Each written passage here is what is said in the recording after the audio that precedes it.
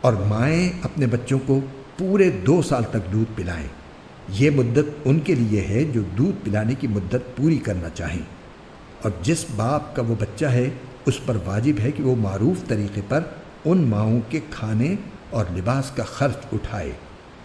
ہاں، کسی شخص کو اس کی وسعت سے زیادہ تکلیف نہیں دی جاتی، نہ تو ماں کو اپنے بچے کی وجہ سے ستایا جائے اور نہ باپ کو اپنے بچے کی وجہ سے، اور اسی طرح کی ذمہ داری وارث پر بھی ہے۔ پھر اگر وہ دونوں یعنی والدین آپس کی رضامندی اور باہمی مشورے سے 2 سال گزرنے سے پہلے ہی دودھ چھڑانا چاہیں تو اس میں بھی ان پر کوئی گناہ نہیں ہے۔